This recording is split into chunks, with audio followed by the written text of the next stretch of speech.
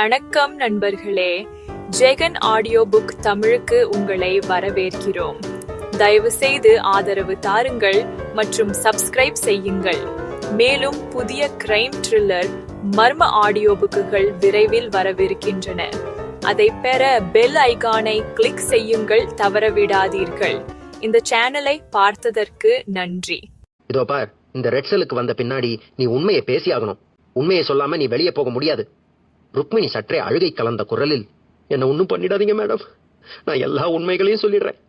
சொல்லு, உன்னோட உண்மையான பேரே ருக்மிணி தானா? இல்ல மேடம், என்னோட பேரு வேதிகா. நான் பெருங்குடியில் இருக்கிற ஃப்ளோரிஷ் க்ளோ என்கிற ஐடி கம்பெனியில் ஃபேக்கல்டி செக்ஷனில் வேலை பார்த்துட்டு இருக்கேன்.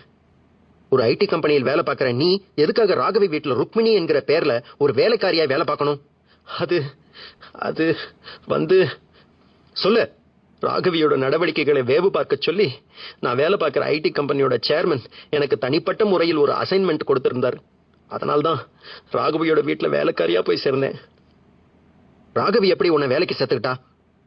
ராகவிக்கு ஒரு வேலைக்காரி வேணுங்கிற தகவலை ஹோம் நீட்ஸ் என்கிற விளம்பர கம்பெனி மூலமாய் தெரிஞ்சுக்கிட்டு என்னோட தோற்றத்தை மாத்திக்கிட்டு நேரடியா அவளை போய் பார்த்தேன். ராகவி உடனே என்னை வேலைக்கு எடுத்துக்கிட்டா. ராகவிக்கு உன் மேல எந்த ஒரு சந்தேகமும் வரலையா? வரல. அப்படி சந்தேகம் வராத அளவுக்கு என்னோட நடவடிக்கைகளை மாத்திக்கிட்டேன். நான் முன்பிருந்த ஹாஸ்டலை காலி பண்ணிட்டு வேறு ஒரு சாதாரண ஹாஸ்டல்ல போய் தங்கிக்கிட்டேன். சரி, ராகவி எதுக்காக வேவு பார்க்க உங்க கம்பெனி சேர்மன் உன்னை அனுப்பி வச்சார்? ராகவியோட ஐடி கம்பெனியில் அமெரிக்க கம்பெனி மூலமாய் கிடைச்ச ப்ராஜெக்ட் ஒன்று சக்சஸ்ஃபுல்லா போயிட்டு இருந்தது. அது எது மாதிரியான ப்ராஜெக்ட்னு கண்டுபிடிக்கிறதுக்காகவும் கண்டுபிடிச்ச பின்னாடி அதை கரப்ட் பண்ணுறதுக்காகவும் என்னை அனுப்பி வச்சார். ராகவிக்கு நைட் ஷிஃப்ட் டியூட்டி இருந்ததால நான் சீக்கிரத்திலேயே வீட்டுக்கு வந்து ராகவியோட பர்சனல் கம்ப்யூட்டரை லாகின் பண்ணி பார்ப்பேன். பாஸ்வேர்ட் வேலைக்கு சேர்ந்த ஒரு வாரத்துக்குள்ளாகவே பாஸ்வேர்டை தெரிஞ்சுக்கிட்டேன். எப்படி? நான் ஒரு வேலைக்காரி தானே, எனக்கு கம்ப்யூட்டர் நாலேஜ் எதுவும் இருக்காதுன்னு நினைச்சுக்கிட்டு ராகவி கம்ப்யூட்டர் அசால்ட்டாக கையாளும் போது நான் கொஞ்சம் உன்னிப்பாய் பார்த்து லாகின் பண்றதுக்கான பாஸ்வேர்டு எதுங்கிறத தெரிஞ்சுக்கிட்டேன். அப்படி லாகின் பண்ணி பார்க்கும்போது ராகவியோட கம்பெனி ப்ராஜெக்ட் எதுங்கிறத உன்னால கண்டுபிடிக்க முடிஞ்சதா? முடியல. ஏன் முடியல? புரியாத கோட் வேர்ட்ஸ் நிறைய இருந்தது. அதை பத்தி உன்னோட கம்பெனி சேர்மன் கிட்ட சொன்னியா? சொன்னேன். அவர் என்ன சொன்னார்? உனக்கு புரியாத கோட் வேர்ட்ஸை எல்லாம் நீட்டா எழுதி லிஸ்ட் பண்ணி கொண்டு வந்துடுன்னாரு. நானும் எழுதி கொடுத்தேன். உங்க கம்பெனியோட சேர்மன் பேர் என்ன? விநாயகமூர்த்தி. பெங்களூர், பாம்பேயிலும் அவருக்கு ஐடி கம்பெனிகள் இருக்கு. சரி, ராகவிட்ட வேலைக்கு சேர்ந்து எத்தனை நாள் ஆச்சு? 1 வருஷம். உனக்கு சொந்த ஊரு? ராஜபாளையத்துக்கு பக்கத்துல வாசுதேவநல்லூர். அம்மாவும் அப்பாவும் என் தங்கச்சியோட அங்கதான் இருக்காங்க. நான் மாசத்துக்கு ஒரு தடவை ஊருக்கு போயிட்டு வருவேன். ராகவி இப்போ உயிரோடு இல்ல. காரணம் என்னவாக இருக்கும்னு நினைக்கிற? எனக்கு தெரியல மேடம். இப்படி சுலபமாய் ஒரு வாக்கியம் பேசிட்டு நீ போயிட முடியாது. ராகவி கிட்ட வேலைக்காரி மாதிரி நடிச்சு வேவு பார்க்க வந்தவ நீ. இந்த கொலையில் உனக்கும் ஏன் பங்கு இருக்கக்கூடாது? மேடம், சத்தியமா எனக்கு எதுவும் தெரியாது. ராகவி கிட்ட வேவு பார்க்கிற வேலையே நான் ஒரு குற்ற உணர்ச்சியோடு தான் பண்ணிட்டு இருந்தேன். உங்க கம்பெனி சேர்மன் விநாயகமூர்த்தி ராகவியோட கொலைக்கு பின்னாடி இருந்து செயல்பட்டு இருப்பாரா? கொலை பண்ற அளவுக்கெல்லாம் அவருக்கு தைரியம் இல்ல மேடம். அது எப்படி அவ்வளவு நிச்சயமாய் சொல்ற? ராகவி பண்ணிட்டு இருந்த ப்ராஜெக்ட் விஷயமாய் அவருக்கு ஏதாவது பிரச்சனை ஏற்பட்டு அவர் கூலிப்படையை வச்சு ராகவியை கொலை பண்ணியிருக்கலாமே. எனக்கு என்ன சொல்றதுனே தெரியல மேடம். விநாயகமூர்த்தியை எப்படி விசாரணை பண்ணினால் உண்மைகள் வெளியே வரும்னு எங்களுக்கு தெரியும். இப்ப இந்த கேள்விக்கு பதில் சொல்லு. ராகவியோட கேரக்டர் எப்படி? ரொம்பவும் நல்ல டைப் மேடம். என் மேல அவங்களுக்கு பிரியம் அதிகம். ஒரு வார்த்தை கூட கடிஞ்சு பேச மாட்டாங்க. அந்த வீட்டுக்கு அடிக்கடி வர நபர்கள் யாரு? அப்படி யாரும் வர்றதில்ல. யோசனை பண்ணி சொல்லு. இதெல்லாம் யோசனை பண்ண ஒண்ணுமே இல்லை madam. Plumber, electrician, gas cylinder போடுற ஆளு, இப்படிப்பட்ட நபர்களைத்தான் நான் பார்த்திருக்கேன். அந்நிய ஆட்கள் யாரும் வந்து நான் பார்த்ததில்லை. சரி, நீதான் வேவு பார்க்க வந்தவளாச்சே. ராகவிக்கு ஒரு செல்போன் கால் வந்தா எதிர்முனையில் பேசுறது யாருன்னு கவனிக்க மாட்டியா? கவனிக்க முடியாது மேடம். ஏன்? வீட்டுக்குள்ளே டவர் எடுக்காததால ராகவிக்கு கால் வந்தா அவங்க செல்போனோடு வாசல் பக்கமா போய் நின்று பேசுவாங்க. கிச்சன்ல இருக்கிறனா அப்பவும் ராகவி என்ன பேசுறாங்க, யார்கிட்ட பேசுறாங்கன்னு கேட்க முயற்சி பண்ணுவேன். ஆனா என் காதுல எதுவும் விழாது. காரணம், ராகவி எப்பவும் மெதுவா தான் பேசுவாங்க. ராகவி வீட்டுல இருந்தா அடிக்கடி போன் வருமா? ஒரு சில நாட்களில் மட்டும்தான் போன் கால்ஸ் நிறைய வரும். ராகவி எந்த சந்தர்ப்பத்திலாவது டென்ஷன் ஆகி பார்த்திருக்கியா? இல்ல மேடம். ராகவி நடுராத்திரியில் போலீஸ் ஸ்டேஷனுக்கு ஒரு கம்ப்ளைண்ட் கொடுக்க வந்திருக்கா. அது எது மாதிரியான கம்ப்ளைண்டா இருக்க முடியும்னு உன்னால் யூகம் பண்ண முடியுதா? இல்ல. இதோ பார், இப்போ நீ சொன்னதுல ஒரு பொய் இருந்தாலும் சரி, ராகவியோட கொலை கேஸ்ல உன்னையும் ஒரு குற்றவாளியா சேர்க்க வேண்டியிருக்கும். என்ன நம்புங்க மேடம். நான் இப்போ சொன்னதுல ஒரு வார்த்தை கூட பொய் கிடையாது. ஜான்சியின் செல்போன் மௌனமாக அதை அவள் அணைத்துவிட்டு கமிஷனரை ஏறிட்டாள். ருக்மிணி என்கிற வேதிகாவோட ஸ்டேட்மெண்ட் இதுதான் சார். இவ சொன்னதெல்லாம் உண்மையா பொய்யான்னு செக் பண்ண கம்பெனியோட சேர்மன் விநாயகமூர்த்தியை விசாரிக்கணும். இன்ஸ்பெக்டர் சுபாஷ் அந்த விசாரணையை மேற்கொண்டால் சரியா இருக்கும்னு நினைக்கிறேன். நான் உடனே கிளம்புறேன் சார். சுபாஷ் சொல்லிக்கொண்டே நாற்காலி இருந்து எழ முயல கமிஷனர் சபாபதி கையமர்த்தினார். ஒரு நிமிஷம் சார், அந்த விநாயகமூர்த்தி 3 ஐடி கம்பெனிகளுக்கு சேர்மனா இருக்காருனா அவருக்கு கண்டிப்பா அரசியல் செல்வாக்கு இருக்கும். பார்த்து ஹேண்டில் பண்ணுங்க. Yes sir. நான் என்ன சொல்ல வரேன்னு உங்களுக்கு புரியும்னு நினைக்கிறேன். இந்த காலத்துல ஆண்டவனை பகைச்சிட்டு கூட வாழ்ந்துடலாம். ஏன்னா பரிகாரம் பண்றதுக்கு ஆண்டவன் வாய்ப்பு கொடுப்பான். ஆனா அரசியல்வாதிகளை பகைச்சுக்கிட்டா அதனோட விளைவுகளை எல்லாம் நம்மால ஃபேஸ் பண்ண முடியாது. அந்த ஐடி கம்பெனி சேர்மன் விநாயகமூர்த்தியை என்கொயரி பண்ணும்போது கொஞ்சம் சாஃப்ட் ஸ்போக்கனா இருங்க. நம்ம உத்தியோக தோரணையை காட்ட வேண்டாம். Yes sir. சுபாஷ் சொல்லிக்கொண்டே எழுந்த வினாடி நகுலனின் செல்போனில் ஒரு வாட்ஸ்அப் செய்தி வந்ததற்கான அலர்ட் டோன் கேட்டது. நகுலன் செல்போனை எடுத்து பார்த்தான். வாட்ஸ்அப் ஆப்ஷனில் ஒரு புதிய எண். அந்த எண்ணை தொட்டுவிட்டு வாட்ஸ்அப்புக்குள் நுழைந்தான். தமிழில் ஒரு வரி ஓடி இருந்தது. ஐவரில் ஒருவர் தகனம். அத்தியாயம் 9. ரகசியம். இது ரகசியம். ஆரோக்கியமான மனிதன் ஒருவன் நாள் ஒன்றுக்கு 23,040 தடவை சுவாசிக்கிறான். ஒரு மனிதன் தடையின்றி பேச வேண்டும் என்றால் ஒவ்வொரு வார்த்தைக்கு 72 தசைகள் வேலை செய்ய வேண்டும். நமது நுரையீரல் 3 லட்சம் துவாரங்களையும் இரத்த குழாய்களையும் கொண்டதாக இருக்கிறது. இந்த குழாய்களை ஒன்றோடு ஒன்றாக நீளமாக இணைக்க முயன்றால் அதன் நீளம் 25,000 கிலோமீட்டர் வரை இருக்கும். கண்களில் உள்ள லென்ஸ் ஆயுள் முழுவதும் வளரும். மனிதனின் சிந்திக்கும் வேகம் நிமிடத்திற்கு 500 சொற்கள் என்றும் பேசும் வேகம் நிமிடத்திற்கு 100 சொற்கள் என்றும் கணக்கிடப்பட்டுள்ளது. உடம்பில் ரத்தம் பாயாத பகுதி கருவிழி மட்டுமே. நமது நாக்கில் சுவை உணரும் மொட்டுகள் 9,000 முதல் 10,000 வரை உள்ளன. எலும்புகளின் துணையின்றி தானாக செயல்படுவது நாக்கு மட்டுமே. மனிதர்களுக்கு வாழ்வில் உணவும் பேச்சும் மிக முக்கியமானவை. இந்த இரண்டுக்குமே முக்கிய தேவை நாக்குதான். நாக்கு மட்டும் இல்லை என்றால் நம்மால் பேசவும் முடியாது, உணவின் சுவையை உணரவும் முடியாது. நகுலனின் முகம் ஒரு அதிர்ச்சிக்கு உட்பட்டதை முதலில் கவனித்தவர் போலீஸ் கமிஷனர் சபாபதி தான். என்ன நகுலன், வாட்ஸ்அப்ல ஏதாவது மோசமான செய்தியா? முகம் ஒரேடியாய் மாறிடுச்சு. ஒண்ணுமில்ல சார். நகுலன் சிரிக்க முயன்று தோற்றான். கமிஷனர் மெலிதாய் புன்னகைத்தார். நீங்க ஒண்ணுமில்லன்னு சொன்னாலும் வியர்த்து போயிருக்கிற உங்க முகம் ஏதோ ஒரு அதிர்ச்சியான செய்தி இருக்குதுன்னு சொல்லுதே. உங்க வாட்ஸ்அப்புக்கு வந்த செய்தி எதுவாக இருந்தாலும் பரவாயில்ல, சொல்லுங்க. நகுலன் சில வினாடிகள் மௌனமாய் இருந்துவிட்டு தன்னுடைய செல்போனை ஆன் செய்து அந்த வாட்ஸ்அப் செய்தியை காட்டினான். அவர் வாங்கி அதில் தெரிந்த வாக்கியத்தை படித்தார். ஐவரில் ஒருவர் தகனம். அதை கேட்டு அசிஸ்டன்ட் கமிஷனர் ஐராவதம், இன்ஸ்பெக்டர் சுபாஷ், சப் இன்ஸ்பெக்டர் தமிழரசன், பெண் போலீஸ் இன்ஸ்பெக்டர் ஜான்சி அனைவரும் அதிர்ந்து போனவர்களாய் ஒருவரை ஒருவர் பார்த்துக் கொண்டார்கள். இன்ஸ்பெக்டர் சுபாஷ் சற்றே பதட்டத்தோடு நகுலனை ஏறிட்டார். நகுலன், இந்த விபரீதமான வார்த்தையை உங்களுக்கு வாட்ஸ்அப் அனுப்பினது யாருன்னு தெரியுமா? தெரியாது சார். இது ஏதோ புது நம்பர் மாதிரி தெரியுது. சுபாஷின் பார்வை தமிழரசன் பக்கம் திரும்பியது. தமிழரசன் சார், அந்த நம்பரை சைபர் கிரைம் பிரான்ச்சுக்கு அனுப்பி அது யாரோடதுன்னு ட்ரேஸ் பண்ண சொல்லுங்க. எஸ் சார் என்று சொன்ன தமிழரசன் நகுலனின் வாட்ஸ்அப்பில் இருந்த செல்போன் நம்பரை ஒரு தாளில் எழுதிக் கொண்டு சைபர் கிரைம் பிரான்ச்சில் இருந்து விஜிலன்ஸ் அதிகாரியை தொடர்பு கொண்டு பேசிவிட்டு செல்போனை அணைத்தார். இன்னும் ஒரு 10 நிமிஷத்துல தகவல் வந்துடும் சார். இந்த கேஸை நாம் மேற்கொண்டு டீல் பண்ண கூடாதுன்னு யாரோ பயமுறுத்துறாங்க சார். சப் இன்ஸ்பெக்டர் தமிழரசனோட பைக்கில் ரத்த துளிகளை தெளிச்ச பேர் வழி வாட்ஸ்அப் அனுப்பின இந்த ஆளா கூட இருக்கலாம் சார். சப் இன்ஸ்பெக்டர் தமிழரசனோட பைக் கைப்படியில் சுருட்டி வச்சிருந்த அந்த லெட்டர் உங்ககிட்ட தானே இருக்கு? ஆமா சார். அதை எடுங்க. அதுல என்ன இருக்குன்னு ஒரு தடவை படிச்சு பார்த்துடலாம்.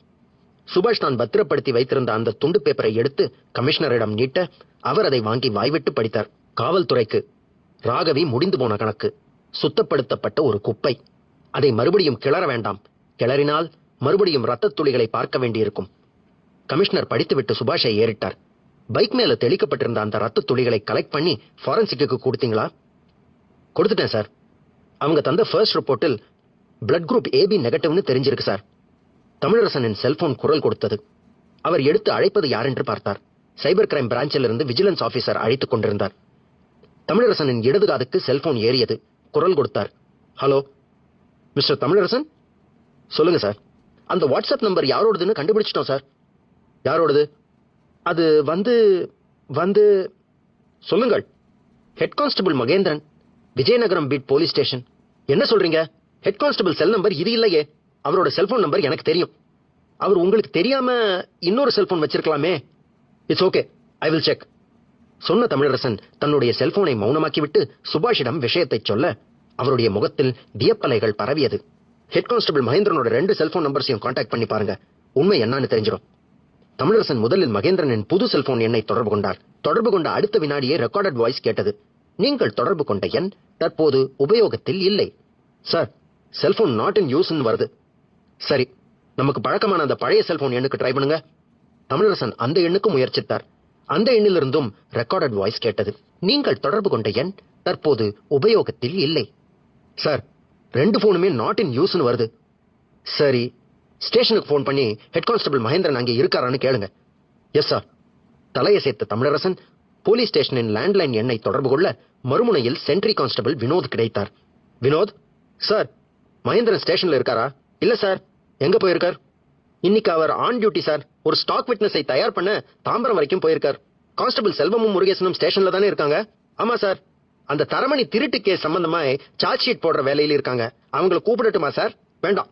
செல்போனை அணைத்த தமிழரசன் சுபாஷிடம் வினோத் சொன்னதை சொல்ல அவர் தலையசைத்தார். பதட்டத்தோடு பேசினார்.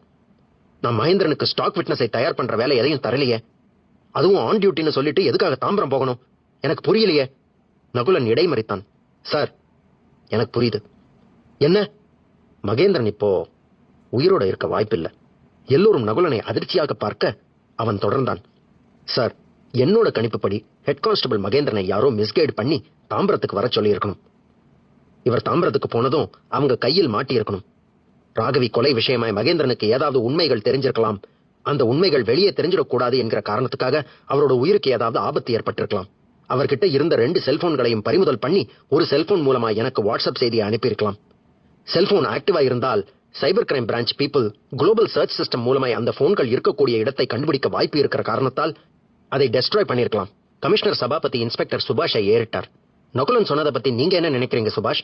Sir, he may be correct. நான் ஆன் டியூட்டி தராம ஹெட் கான்ஸ்டபிள் தாம்பரம் போயிருக்காருனா இதுல ஏதோ ஒரு விவகாரம் இருக்கு. ராகவி கொலை விவகாரத்துல நிறைய கேள்விகள் இருக்கு மிஸ்டர் சுபாஷ். எனக்கு இன்னும் 1 வாரத்துக்குள்ள அந்த கேள்விகளுக்கு எல்லாம் பதில் வேணும். ஒரு டீம் ஃபார்ம் பண்ணுங்க. இன்வெஸ்டிகேஷன் பல கோணங்களில் நடக்கட்டும். Yes sir. கமிஷனர் சபாபதி எழுந்து கொள்ள மற்ற எல்லோரும் எழுந்து நின்று அட்டென்ஷனுக்கு வந்தார்கள். அவர் கிளம்பி போனதும் பெண் போலீஸ் இன்ஸ்பெக்டர் ஜான்சி சுபாஷுக்கு பக்கத்தில் வந்தாள்.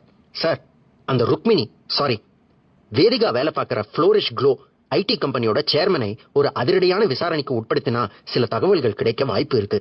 ஷோர், பட் அதுக்கு முன்னாடி நானும் நகுலனும் வேறு ஒரு முக்கியமான நபரை பார்த்து அவர்கிட்ட ஒரு என்கொயரி பண்ண வேண்டியிருக்கு. அந்த விநாயகமூர்த்தியை நாளைக்கு காலையில் போய் பார்ப்போம். அத்தியாயம் 10. ரகசியம். இது ரகசியம். மனிதனின் மூளை 40,000 வருடங்களாக இதே அளவில் தான் இருக்கிறது. இத்தனை வருடங்களில் மூளையின் மேல் மெலிதான மயலின் என்ற ஜவ்வு மட்டுமே புதிதாய் வளர்ந்துள்ளது. நம் மூளையின் எடை 1.2 கிலோ. அது 10,000 கோடி நியூரான்கள் என்ற நரம்பு செல்களை கொண்டுள்ளது. இந்த நியூரான்கள் வினாடிக்கு 1 கோடி பதிவுகளை செய்து முடிக்கிறது. 100 கிராம் இதயத்துக்குள் 5.5 லிட்டர் ரத்தம் பாய்ந்து வெளியேறுகிறது. ரத்தத்தில் உள்ள சிவப்பணுக்கள் ஒரு வினாடிக்கு 1 லட்சம் என்ற எண்ணிக்கையில் புதுப்பிக்கப்படுகிறது. மனிதனின் கண் ஓர் உயிருள்ள கேமரா. இதன் மூலம் 2.5 கிலோமீட்டர் தூரம் வரை சாதாரணமாய் பார்க்க முடியும். மனித உறுப்புகளிலேயே மனிதன் இறக்கும் வரை வளரும் உறுப்பு காது மட்டுமே. மனிதன் 200 வருடம் வரை வாழ்ந்தான் என்றால் அவனது காது பனைமட்டையின் விசிறி அளவுக்கு வளர்ந்திருக்கும். மனிதனை எரித்து சாம்பலாக்கி பல ஆண்டுகள் ஆனாலும் கூட பற்கள் மட்டும் அப்படியே வடிவம் மாறாமல் இருக்கும். இதற்கு பல்லின் மீது இருக்கும் எனாமலே காரணம். இன்ஸ்பெக்டர் சுபாஷும் நகுலனும் அந்த மல்டி காம்ப்ளெக்ஸ் கட்டிடத்தின் 7வது மாடிக்கு லிப்டில் பயணித்து decibel imaging and ultrasounds engineers என்ற ஸ்டெயின்லெஸ் ஸ்டீல் எழுத்துக்கள் பளபளத்த சுவருக்கு முன்பாய் நின்றார்கள். கண்ணாடியால் ஆன முகப்பு கதவு புஷ் என்று சொல்ல அதை தள்ளிக்கொண்டு உள்ளே போனார்கள். கருப்பு நிற கிரானைட் கல்லால் ஆன அரைவட்ட மேஜைக்கு பின்னால் ஓர் அஜந்தா ஓவியம் போல் உட்கார்ந்திருந்த அந்த ரிசப்ஷனிஸ்ட் பெண் சுபாஷ் நகுலன் இருவரையும் பார்த்ததும் உதட்டில் ஒரு புன்னகையை உற்பத்தி செய்தாள். எஸ், மிஸ்டர் ரவீந்தரை பார்க்கணும், நகுலன் சொன்னான். அவளுடைய உதடுகள் லேசாக பிளந்து சீரான பல்வரிசையை காட்டின. You mean chief engineer? Yes. Appointment கொடுத்திருக்கிறாரா? சுபாஷ் குறுக்கிட்டு சொன்னார். போலீஸ் விசாரணைக்கு அப்பாயின்மெண்ட் வாங்க வேண்டியது இல்ல. மிஸ்டர் ரவீந்தர் கிட்ட ஒரு என்கொயரி பண்ண வேண்டியிருக்கு. ரிசப்ஷனிஸ்ட் சற்றே முகம் மாறி போனவளாய் ஒரு நிமிஷம் என்று சொல்லிவிட்டு அருகே இருந்த இன்டர்காம் ரிசீவரை எடுத்து மெதுவாக ஆங்கிலத்தில் பேசிவிட்டு சுபாஷை ஏறிட்டாள். நீங்க சிஇஐ பார்க்கலாம். நேரா போய் லெப்ட்ல கட் பண்ணினால் முதல் ரூம். தேங்க்யூ. இருவரும் நகர்ந்து ரிசப்ஷனிஸ்ட் காட்டிய திசையை நோக்கி நடந்தார்கள். 100 அடி தூரம் நடந்ததுமே இடதுகை பக்கம் வழி திரும்ப அந்த அறை M.R. ரவீந்தர் சீஃப் இன்ஜினியர் என்ற பெயர் பலகையோடு தெரிந்தது. சாத்தியிருந்த கதவை நகுலன் மெல்லத்தட்ட உள்ளே இருந்து குரல் வந்தது. Yes please. இருவரும் உள்ளே நுழைந்தார்கள். சதுரமான கண்ணாடி மேஜைக்கு பின்னால் அந்த 50 வயது நபர் நீலவண்ண கோட் சூட்டில் கழுத்தில் தளர்வாய் கட்டப்பட்ட டையோடு தெரிந்தார். தலையின் முன்பகுதியில் முடி கொட்ட ஆரம்பித்திருந்தது. Sorry for the disturbance sir. No issue, please. Ravinder தனக்கு முன்பாய் இருந்த நாற்காலிகளை காட்டினார். சுபாஷும் நகுலனும் உட்கார்ந்ததும் என்ன என்கிற பார்வையோடு எஸ் என்றார். சுபாஷ் மெல்ல ஆரம்பித்தார். சார், இந்த வரைபடத்தை ஒரு நிமிஷம் பார்த்துட்டு அது என்னன்னு சொல்ல முடியுமா? சுபாஷ் சொல்லிக்கொண்டே தன் கையில் வைத்திருந்த வரைபடத்தை ரவீந்தரிடம் கொடுக்க அவர் அதை குழப்பத்தோடு வாங்கி பார்த்தார். அரை நிமிட நேரம் அதில் பார்வையை போட்டவர் பிறகு சின்ன திகைப்போடு நிமிர்ந்தார். இது இது பைனோரல் டிவைஸ் மாதிரி தெரியுது.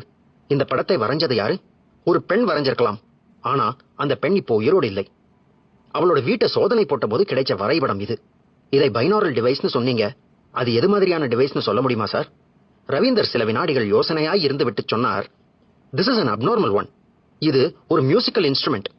புனல் வடிவம் மாதிரி இருக்கிறது. ரெண்டுமே ஸ்பீக்கர்ஸ். Highly ultrasound. 2 வருஷங்களுக்கு முன்பு வரை நியூயார்க் நைட் கிளப்புகளில் இந்த டிவைஸ் பயன்பாட்டில் இருந்தது. அதற்கு பின்னால் அது தடை செய்யப்பட்டது. தடை செய்யப்படுகிற அளவுக்கு அந்த டிவைஸ்களில் என்ன மாதிரியான விஷயம் இருந்ததுன்னு சொல்ல முடியுமா? இது மாதிரியான ஸ்பீக்கர்களுக்கு டாக்ஸின் மியூசிக்கல்ஸ்னு பேரு. இதிலிருந்து வெளிப்படுகிற இசை அல்ட்ராசானிக் ஒலி அலைகளால் உருவானது. இந்த இசை மனிதனோட மன ஆரோக்கியத்தை பாதிக்கக்கூடியது. மன ஆரோக்கியம்னா எதை மீன் பண்றீங்க? உங்களுக்கு புரியும்படியாகவே சொல்றேன். பிராந்தி, விஸ்கி, சாராயம் போன்ற மது வகைகளை ஒரு நபர் சாப்பிடுறது நல்லதா கெட்டதா? கெட்டது. ஏன் கெட்டது? இது என்ன கேள்வி சார்? போதை தரக்கூடிய பொருள் எதுவாக இருந்தாலும் அது உடம்புக்கு கெடுதல் தானே. அதே போதையை ஒரு இசை கொடுத்தா அதுவும் தப்பு தானே சார்? இப்ப நீங்க என்ன சொல்ல வர்றீங்க? இந்த டாக்ஸின் மியூசிக்கும் ஒரு வகையில் பார்த்தா பிராந்தி, விஸ்கி, சாராயம் மாதிரியானதுதான். இந்த இசையை கேட்டா போதை வரும். சுபாஷும் நகுலனும் அதிர்ந்து போன முகங்களோடு ஒருத்தரை ஒருத்தர் பார்த்துக்கொள்ள ரவீந்தர் தொடர்ந்தார். போதைனா சாதாரண போதை கிடையாது. 12 மணி நேரத்துக்கு ஏதோ பறக்கிற மாதிரியான உணர்வு இருந்துட்டே இருக்கும். இது எப்படி சாத்தியம் சார்? ரவீந்தர் தன் கழுத்தில் கட்டியிருந்த டையை லேசாக தளர்த்திக் கொண்டே பேச ஆரம்பித்தார். நீங்க போலீஸ் டிபார்ட்மெண்டில் இருந்து ஒரு மர்டர் என்கொயரி விஷயமாய் வந்திருக்கிறதால நானும் சில உண்மைகளை ஆஃப் த ரெக்கார்டா சொல்ல வேண்டியிருக்கு. 20 வருஷங்களுக்கு முன்னாடி இருந்த விஞ்ஞானம் இப்ப விஸ்வரூபம் எடுத்து இன்றைக்கு இருக்கிற இளைஞர்களை ஒரு மோசமான பாதையை நோக்கி தள்ளிக்கிட்டு இருக்கு. போதைக்கு அடிமையான நபர்கள் அது எந்த ரூபத்தில் கிடைச்சாலும் அதை அனுபவிச்சு பார்க்க தயாராய் இருக்காங்க. பிராந்தி, விஸ்கி, சாராயம் மாதிரியான மது வகைகளை சாப்பிட்டா அந்த வாசனை அவனை மத்தவங்களுக்கு காட்டி கொடுத்துரும். ஹெராயின், அபின், கஞ்சா மாதிரியான போதைப் பொருட்கள் விலை அதிகம். அது நம்ம கையில் இருந்தாலே குற்றம்னு சட்டம் சொல்றதால இன்றைய இளைய தலைமுறை இந்த இசை போதையை தேர்ந்தெடுத்து இருக்காங்க. அமெரிக்காவில் இந்த இசைக்கு பெயர் வார்ஸ் டெசிபல். இதை தமிழில் மொழிபெயர்த்தால் யுத்த சத்தம் என்கிற அர்த்தம் வரும். இந்த வார்ஸ் டெசிபல் அமெரிக்க, ஆப்பிரிக்க நாடுகளில் தடை செய்யப்பட்டதும் அது அங்கிருந்து வெளியேறி கிழக்காசிய நாடுகளுக்கு பரவ ஆரம்பித்தது. அப்படி பரவிய நாடுகளில் நம்ம நாடும் ஒண்ணு. 6 மாதங்களுக்கு முன்னால் டெல்லி, மும்பை போன்ற நகரங்களில் இருந்தது. இப்போ சென்னைக்கு பரவி இருக்கு என்கிற செய்தி உங்க மூலமாய் எனக்கு தெரிய வந்திருக்கு. நகுலன் குறுக்கிட்டு கேட்டான். சார், இந்த வார்ஸ் டெசிபல் சம்பந்தப்பட்ட பைனாரல் டிவைஸ் படம் ராகவி வீட்டுல இருந்தது. அந்த பெண் கொலை செய்யப்பட சட்டவிரோதமான இசை போதை விஷயம்தான் காரணமாய் இருக்கும்னு நினைக்கிறீங்களா? இருக்கலாம். அந்த பெண் ராகவி எங்கே வேலை பார்க்கிறா? ஒரு ஐடி கம்பெனியில். சந்தேகமே வேண்டாம். இது மாதிரியான ஹைடெக் விஷயங்கள் எல்லாம் ஐடி கம்பெனியில் வேலை பார்க்கிறவங்களுக்கு தெரிஞ்சிருக்க வாய்ப்பு இருக்கு. இந்த யுத்த சத்தம் இசை இந்தியாவிலும் தடை செய்யப்பட்டிருக்கிறதால ராத்திரி வேளைகளில் மறைமுகமாய் சென்னையின் புறநகர் பகுதிகளில் இருக்கிற ரிசார்ட்டுகளில் நடைபெறுவதாய் நானும் கேள்விப்பட்டிருக்கேன். சுபாஷ் தயக்கமாய் குறுக்கிட்டு அந்த கேள்வியை கேட்டார். சார், இந்த பைனாரல் டிவைஸ் பற்றின தகவல்கள் எங்கே கிடைக்கும்னு கூகுளில் பார்த்துவிட்டு தான் உங்களை பார்க்க இந்த கம்பெனிக்கு வந்தோம். இஃப் யூ டோன்ட் மைண்ட், அந்த வார்ஸ் டெசிபல் டிவைஸ் உங்க கம்பெனியில் இருக்கா? ரவீந்தர் புன்னகைத்தார். சார், போலீஸ் விசாரணைன்னு வந்த பிறகு நான் எதையும் மறைக்க விரும்பல. சமீப காலமாய் புறநகர் பகுதிகளில் ரேவ் பார்ட்டி என்கிற பெயரில் விடிய விடிய மின்னணு இசையோடு விருந்து கச்சேரியும் இருக்கும். மின்னணு இசைங்கிறது ஒரு மூர்க்கமான இசை. அந்த இசையை கேட்டாலே ஒருத்தனுக்கு எப்பேற்பட்ட ஸ்ட்ரெஸ் இருந்தாலும் அது காணாம போயிடும். இப்படிப்பட்ட ரேவ் பார்ட்டிகளை நடத்த 6 மாசத்துக்கு முன்பு வரை அரசோட அனுமதி இருந்தது. ஆனா பொதுநலன் கருதி கோர்ட்ல யாரோ ஒரு கேஸ் போட கோர்ட் ரேவ் பார்ட்டிகளை நடத்த தடை போட்டிருக்கு. சுபாஷ் வியப்போடு நிமிர்ந்தார். நான் போலீஸ் டிபார்ட்மெண்ட்ல இருந்தும் இந்த ரேவ் பார்ட்டியை பத்தி கேள்விப்பட்டதில்ல. You are correct sir. இந்த ரேவ் பார்ட்டி கலாச்சாரம் சமீப காலமாகத்தான் அதிகமாய் இருந்தது. புத்துணர்ச்சிக்காக ஆரம்பிக்கப்பட்ட இந்த மின் அணு இசை திசை மாறி போக காரணம் பார்ட்டியில் போதைப் பொருட்கள் விற்பனை செய்யப்பட்டதுதான்.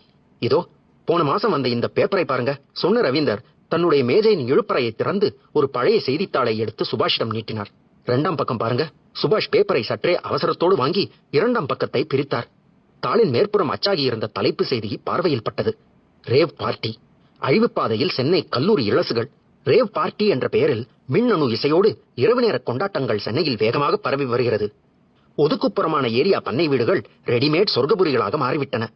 காதை பிளக்கும் மின்னணு இசை காற்றில் கலந்து கொண்டிருக்கும் போதே போதைப் பொருள்கள் சப்ளை செய்யப்படுகின்றன. இதில் முக்கியமான ஒரு போதைப் பொருள் நைஜீரியா நாட்டில் இருந்து வரவழைக்கப்படுவதாக சொல்லப்படுகிறது. ஆரம்பத்தில் கோரஸ் எனப்படும் ஒயிட்னரை வைத்து இளசுகள் போதை ஏற்றிக் கொள்கின்றனர். பிறகு நைஜீரியாவிலிருந்து வரவழைத்த கோந்து போன்ற திரவத்தை வெள்ளைத்தாளில் பெயிண்ட் போல் தடவி அதை உலர வைத்து அதை சிகரெட் போல் சுருட்டி புகைக்கின்றனர். புகையை உள்ளுக்குள் உறிஞ்சும் போது போதை தலைக்கேறி போதையிலும் தூக்கத்திலும் 24 மணி நேரத்தை கழிக்கின்றனர். இல்லாவிட்டால் மின்னணு இசைக்கு ஏற்றபடி இரவு முழுவதும் ஆட்டம் போடுகின்றனர். அண்மையில் ஒரு மாணவி இது போன்றதொரு ரேப் பார்ட்டிக்கு சென்று அதிகமான போதையை உடம்பில் ஏற்றிக்கொண்டு மின்னணு இசைக்கு ஏற்ற மாதிரி நடனம் என்ற பெயரில் ஆட்டம் போட்டு ஒரு கட்டத்தில் மூச்சு திணறி இறந்து விட்டார். பண்ணை வீடு ஒன்றில் நடந்த இந்த சம்பவம் குறித்து போலீசுக்கு தெரியப்படுத்தாமல் குடும்பத்தின் கௌரவம், மானம், மரியாதை பாதிக்கப்படும் என்பதால் இயற்கையான மரணமாக மாற்றிவிட்டார்கள் அந்த மாணவியின் குடும்பத்தார். பேப்பரில் இருந்த செய்தியை படித்துவிட்டு சுபாஷ் ரவீந்தரை ஏறிட்டார். இந்த ரேப் பார்ட்டியை பற்றி நான் கேள்விப்பட்டதில்லை. அதோட இதுக்குள்ள இப்படி ஒரு விபரீதம் இருக்குன்னு இந்த பேப்பர் செய்தியை பார்த்துத்தான் தெரிஞ்சுக்கிட்டேன். நகுலன் குறுக்கிட்டான். சார், நாங்க உங்ககிட்ட என்கொயரி பண்ண வந்தது அந்த பைனாரல் டிவைஸ் பத்தி. ஆனா நீங்கள் சொல்ற விஷயங்களை கேட்டா பிரமிப்பாய் இருக்கு. வார்ஸ் டெசிபல் பத்தி ஒன்னு சொன்னீங்க, அதை டெமான்ஸ்ட்ரேட் பண்ணி காட்ட முடியுமா? ஷுவர் என்றவர் எழுந்து கொண்டார். வாங்க போகலாம். ரவீந்தர் முன்னால் நடக்க ஆரம்பித்து விட சுபாஷும் நகுலனும் அவரை பின்தொடர்ந்தார்கள். அத்தியாயம் 11. ரகசியம். இது ரகசியம். நமக்கு 2 கால்கள், 2 கைகள், 2 காதுகள், 2 கண்கள் ஒரே அளவாக இருப்பதில்லை. காரணம், கருவில் சிசு வளரும் போது அதன் உறுப்புகள் சீராக வளர்வதில்லை. இந்த மிகச் சிறிய வித்தியாசம்தான் நம்மை அழகுபடுத்தி காட்டுகிறது. நம் இடதுகால் செருப்பை விட வலதுகாலின் செருப்பு வேகமாக தேய்வது கூட இந்த சிறிய வித்தியாசத்தால் தான். மனிதன் இறந்த பின் அவனுடைய ஜீரண உறுப்புகள் தொடர்ந்து 24 மணி நேரம் வரை செயல்படுகிறது. அவனுடைய எலும்புகள் 4 நாட்கள் வரை உயிர்ப்போடு இருக்கும். அவனது சிறுநீரகம் தொடர்ந்து 6 மணி நேரம் செயல்பட்ட பின் தனது இயக்கங்களை நிறுத்திக் கொள்கிறது. தசைகள் 1 மணி நேரம் செயல்பட்ட பின்பே விரைப்புத்தன்மை அடைந்து சில்லிட்டு போகிறது. உயிர் உடனடியாக பிரிந்து விட்டாலும் அவனுடைய உறுப்புகளின் செயல்பாடுகள் தொடர்ந்து நடைபெறுவதற்கு காரணம் உடம்பின் தோற்றம் மாறிவிடக் கூடாது என்பதற்காகத்தான். ரவீந்தர் அறையை விட்டு வெளியே வந்து மாடி வராந்தாவில் நடைபோட்டு கோடியில் இருந்த அறைக்கு முன்பாய் நின்று கதவில் தொங்கிக் கொண்டிருந்த பூட்டுக்கு சாவியை கொடுத்து திறந்தார். விசாலமான அறையில் நீண்ட பாலிமர் மேஜை சுவரோரமாய் தெரிந்தது. மேஜையின் மேல் மெல்லிய வயர்களால் இணைக்கப்பட்ட ஆடியோ டிவைஸ்கள் விதவிதமான வடிவங்களில் உருவாகி சுபாஷையும் நகுலனையும் ஆச்சரியப்படுத்தின. டியூப்லைட் வெளிச்சம் அறை முழுவதும் நிரம்பியிருக்க இருவரிசை மேஜைகளுக்கு இடையில் இருந்த வழியில் நடந்த ரவீந்தர் அந்த சிறிய அறைக்கு முன்பாய் போய் நின்றார். மரத்தால் ஆன அந்த அறையின் கதவை திறந்தார். 8க்கு 8 என்ற அளவில் இருந்த அந்த சிறிய அறை வெறுமையாய் தெரிய ரவீந்தர் சுபாஷிடம் திரும்பினார். ஒரு சிறிய புன்னகையோடு கேட்டார், இந்த அறைக்குள்ளே உங்களுக்கு ஏதாவது பொருள் இருக்கிற மாதிரி தெரியுதா? சுபாஷ் பார்வையை அறை முழுவதும் அலைய விட்ட பின் உதட்டை பிதுக்கினார். இந்த ரூமுக்குள்ளே எதுவும் இருக்கிற மாதிரி தெரியலையே. மிஸ்டர் நகுலன், உங்களுக்கு? நகுலனும் பார்த்துவிட்டு தலையாட்டினான். சாரி சார், எனக்கும் தெரியல. ரவீந்தர் அறைக்குள் செல்லாமல் வாசற்படியின் வெளியே நின்றபடி அறைச்சுவரின் வலது பக்க மூலையை காட்டினார். உங்க 2 பேருக்கும் அந்த இடத்துல பட்டாணி சைஸ் அளவுக்கு இருக்கிற 2 ஹோல்ஸ் தெரியுதா? சுபாஷும் நகுலனும் அவர் சுட்டிக்காட்டிய பக்கம் பார்வையை கொண்டு போனார்கள். 4 அங்குல இடைவெளியில் அந்த 2 துவாரங்களும் பார்வைக்கு தட்டுப்பட்டன. சுபாஷ் சொன்னார், தெரியுது. நகுலன், உங்களுக்கு? நல்லாவே தெரியுது சார். சரி, உங்க 2 பேர்ல யாராவது ஒருத்தர் இந்த அறைக்குள்ளே போங்க சார். சுபாஷ் சில வினாடிகள் தயங்கிவிட்டு அந்த அறையின் உள்ளே மெல்ல காலடி எடுத்து வைத்தார். அந்த ரூமோட சென்டர் போர்ஷன்ல போய் நில்லுங்க. சுபாஷ் போய் நின்றார். ரவீந்தர் கேட்டார், ஏதாவது சத்தம் கேட்குதா? ஒரு வயலின் இசையும் கூடவே ட்ரம்மோட சத்தமும் கேட்குது. ரவீந்தர் நகுலனிடம் திரும்பினார். உங்களுக்கு அந்த வயலின் இசையும் ட்ரம் சத்தமும் கேட்குதா? இல்ல சார், எனக்கும் கேட்கல. சரி, நீங்களும் போய் மிஸ்டர் சுபாஷோடு நில்லுங்க நகுலன். நகுலனும் அறைக்குள் நுழைந்து சுபாஷோடு சேர்ந்து நின்றார்.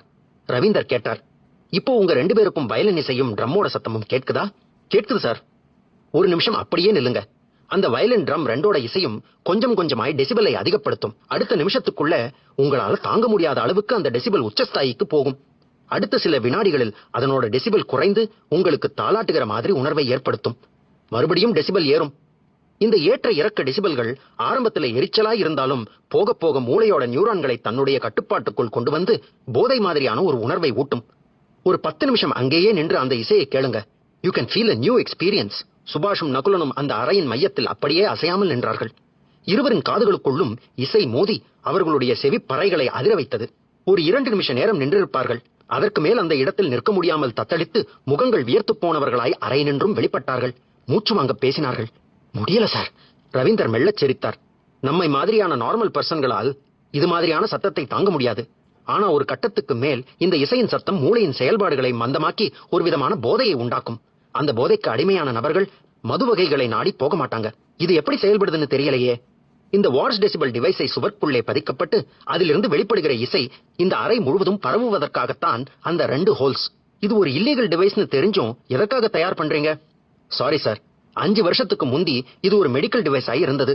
மனநலம் பாதிக்கப்பட்டவர்களுக்கும் ஸ்ட்ரெஸ் அதிகமா இருக்கிறவங்களுக்கும் இந்த அல்ட்ராசானிக் மியூசிக் மூலமா சைக்கோதெரபி ட்ரீட்மெண்ட் மூலமாய் டாக்டர்ஸ் ட்ரீட்மெண்ட் கொடுத்துட்டு இருந்தாங்க. எந்த ஒரு விஞ்ஞான கண்டுபிடிப்பும் ஆரம்பத்துல நல்லதாகவும் போக போக நஞ்சாகவும் மாறும். அதே நிலைமைதான் இந்த வாட்ஸ் டெசிபலுக்கும். இந்த டிவைஸ் கண்டுபிடிக்கப்பட்ட போது இதனோட பேர் என்னன்னு தெரியுமா சார்? என்ன என்பது போல் இருவரும் பார்க்க ரவீந்தர் சொன்னார், டீப் ஓஷன். ஆழ்கடலின் அமைதியை போல் மனசும் இருக்கணுங்கிறதுக்காக இந்த டிவைஸுக்கு அந்த பேர்.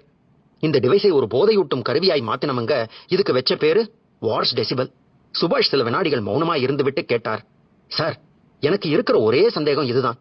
கொலை செய்யப்பட்ட ராகவியோட வீட்டில் இந்த வாட்ஸ் டெசிபலோட வரைபடம் இருந்ததுக்கான காரணம் என்னவாக இருக்கும்னு உங்களால் யூகம் பண்ண முடியுதா?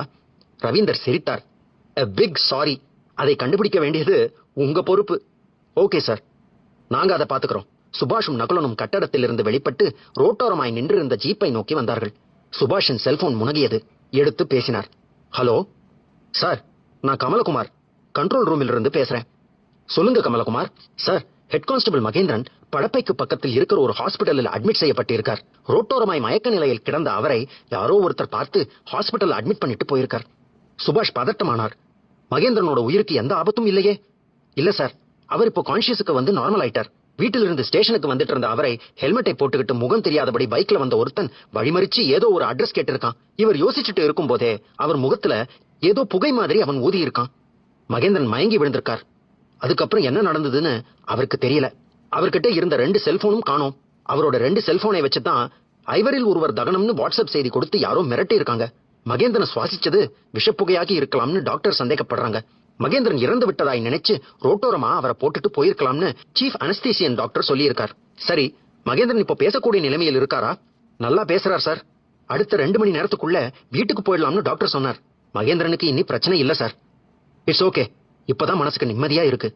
சுபாஷ் செல்போனை அணைத்தார். அத்தியாயம் 12. ரகசியம், இது ரகசியம். மண்ணீரலில் சுரக்கும் ஒரு வகை நீர் ரத்தத்தில் கலந்து மூளைக்கு சென்று சிறிய அறைகளை பாதிக்கிறது. இதனால் தான் மனிதனுக்கு கோபம் வருகிறது. மனித மூளையில் தாமிரத்தின் அளவு 6 கிராம் ஆகும். அட்ரினல் சுரப்பி அளவுக்கு அதிகமாக நீரை சுரக்க தொடங்கிவிட்டால் ஆணுக்கு பெண் குணமும் பெண்ணுக்கு ஆண் குணமும் ஏற்படும். மண்ணீரல் ஒரு முக்கியமான உறுப்பாக இருந்தாலும் கூட அதில் ஏதாவது தொற்று நோய் ஏற்பட்டு மண்ணீரலை அகற்ற வேண்டிய நிலை ஏற்பட்டாலும் கூட மனிதன் உயிருக்கு எந்த ஆபத்தும் ஏற்படாது என்பதுதான் மனித உடலின் முக்கியமான ரகசியங்களில் ஒன்று.